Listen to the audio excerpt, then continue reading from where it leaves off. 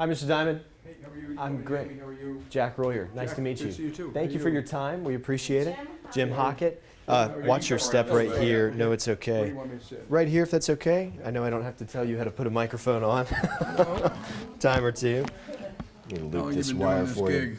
My dad was an anchor, so I grew up Really? around it, and then moved here about a year ago. Did you develop that voice, the anchor kind of voice? Tried to break it, and also my southern Alabama accent too. So, how are you? How's your day going? Very good. Good. Well, thank you for spending some time with us. You're very welcome. Jim, is he set on the microphone? All right, Good. great. Everybody ready? I'm ready. Wonderful. Well, thank you for doing this. Let's start with the fun stuff. What brings you to Florida? And I know you're here to announce some good news for your company. Yeah. So first of all, we love coming to Florida. We have a lot of people here. We've been expanding here for pretty much the last 20 years. And here we have 5,000 people, a high-tech center. We move a lot. We have a lot of what we call money movement down here. And we're expanding in Tampa. So Good news. good news, yeah. I heard you say, I believe to Bloomberg yesterday, that Florida, Texas, states like those are good for business. Yeah. Is that based on who's running the states? What leads you to that? No, it's been consistent. They like business. They want people to come down. They make it easier.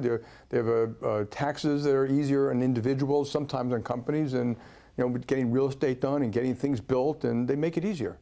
And the other thing which was always important is their schools and infrastructure, things like that. So I've been with the mayor many times. I'm in Miami, and so yeah, it's nice. It's nice to be wanted. And you've seen in some places, you're really not.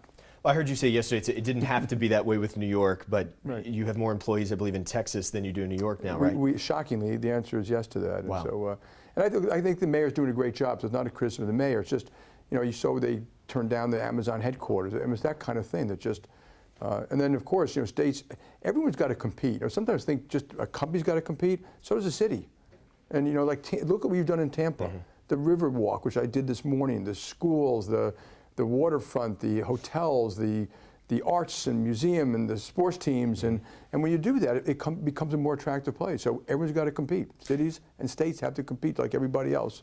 We ran a story last week and over the weekend talking to people who say they love living in Tampa, they love living in Florida, they love the benefits of living in Florida, but it's become too expensive for them to live in Tampa. What do you say to the people right now who hear, well, I'm glad it's good for business, but it's not necessarily good for me or my family in this climate? Yeah.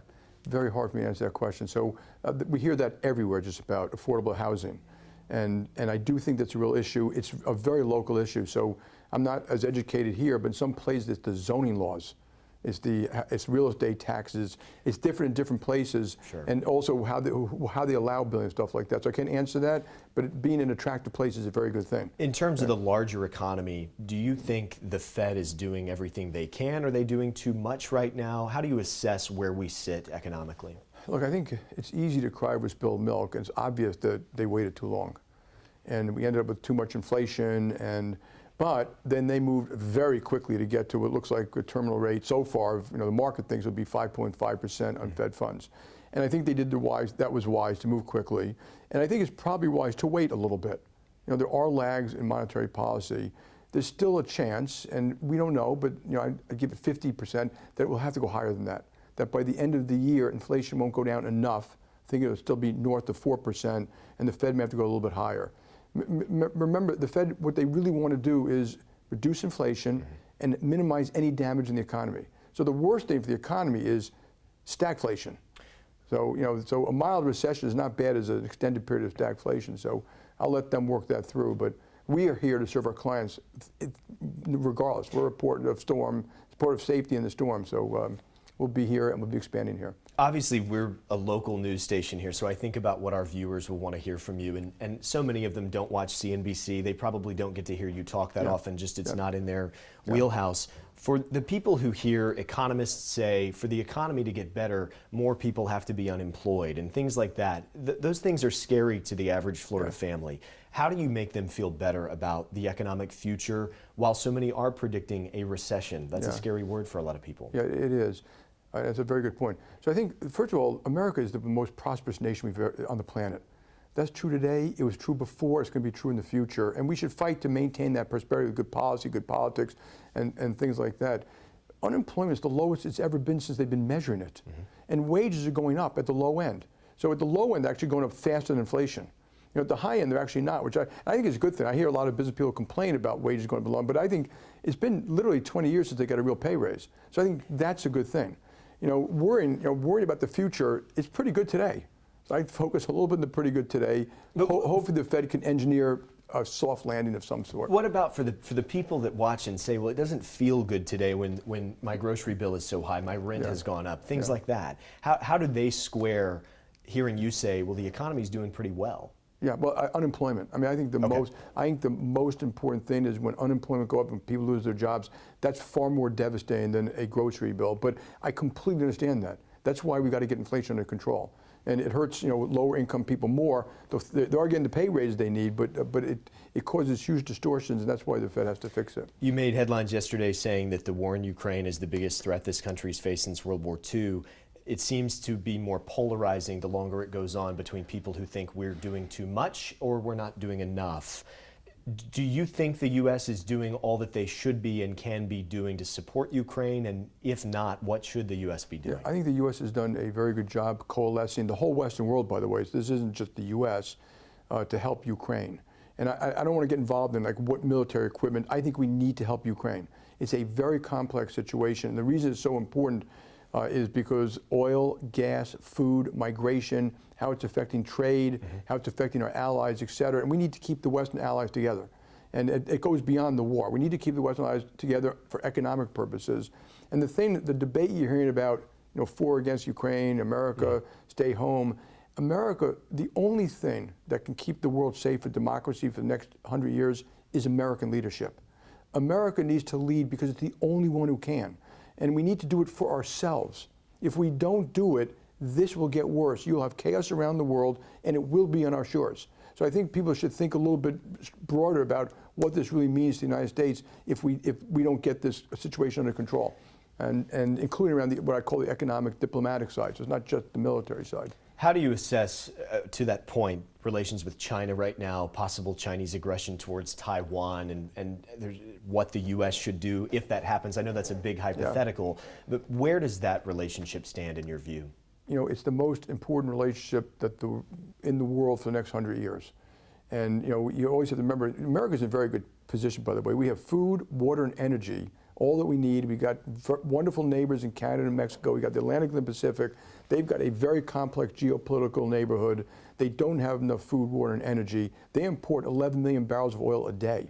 They don't. Their GDP per person is 15,000. Ours is 75,000. This is the most prosperous, dynamic economy the world's ever seen. And America should understand that. We're not operating from a position of weakness here. But it's a very complex relationship. And they've unfairly used trade mechanisms. They may or may not be helping Russia a certain amount. I don't think they're going to invade Taiwan. And America is going to have to set foreign policy here. It's not going to be set by businesses. And when America says foreign policy, I'm going to salute and do the patriotic thing. And so. But you also talked to the president. They're talking to the business community about what the business community thinks, what's fair, what's unfair, how do you have export controls and national security. Anything around national security has got to be fixed. We ended up relying on manufacturing of semiconductors in Taiwan, and we shouldn't have. We probably should. Look, it's easy. I would confess right now, we all waited too long to deal with this issue. But you can cry over spilled milk or fix it going forward. I do think that people like Secretary of State Blinken and National Security Advisor Jake Sullivan are doing the right thing by focusing on it, making sure we have an economic, diplomatic, trade policy that is good for the Western world. That's the second issue you've said we've waited too long on. Is there an issue right now that you think, whether it's economic, foreign policy, domestic policy, is there any issue right now we're waiting too long to fix that the government, that any sector should take action on? Affordable housing. I mean, we can make mortgages cheaper by changing some of the regulations, and we haven't. Like what? In inner cities, the cost of mortgage is much higher than it should be because of too much regulation. And most people know it, and it's not going to benefit JP Morgan. So it's not like, here's a bank asking to give up regulations. It'll make no difference to JP Morgan at all. We make them too expensive for people. And that actually hurts lower income and smaller mortgages. And so inner city schools. I mean, a lot of businesses are working on getting these kids the skills they need to have a job that pays $55,000 to $65,000 a year. Think of coding, cyber, data analytics, financial, accounting, program management, and we don't do enough of that. The point of an inner city school, half the kids in inner city schools don't graduate. it's not just that they get there and they can pass a grade, but they get out and they have hope. So and you know, collaborate with business to do that, because we all have to, obviously we have to do our share to do something like that. So immigration, you know, this country's been fighting about immigration now for 30 years. And I think most people would agree on the basic structure of what we need to do to have proper immigration. So to that point, and this will be one of my last questions, when you look at policies that different states handle differently, Florida has a very robust effort to relocate migrants, sometimes from states like Texas. That's been very controversial. We've seen other companies take action against policies, listen to their employees sometimes, and do things that have ruffled feathers in government. Does JP Morgan Chase ever feel it's in a position where you need to react to something that a state does? Or do you generally say, we leave that up to them, as long as it's good for our business, we're happy? No, I think, first of all, we take care of our people. We serve our clients. We're very good at it everywhere we go. We're expanding wherever we go. But if you said there's a law of a state or a land, I have to follow the law. That's just a given. That's I guess, would you ever push back or intervene if you felt a law was bad for your customer base? We have an occasion, but not often. Not often.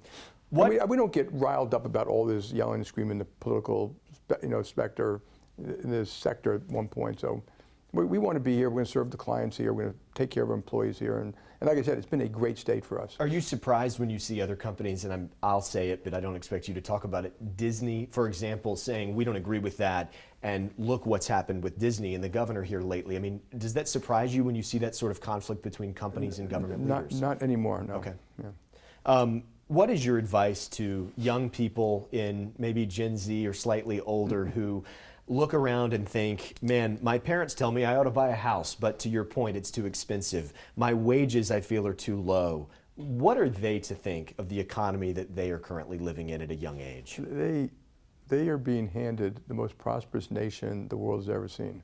So I don't buy into this notion that their life is going to be worse than ours, or yours will be worse than mine, or something like that. The nation is worth, I'm going to say 150 trillion. By the time you get it, it's going to be worth 300 trillion. How could that be bad? You'll probably be working 4 days a week. You know, you won't have the pain and suffering medically that a lot of us have had and stuff like that.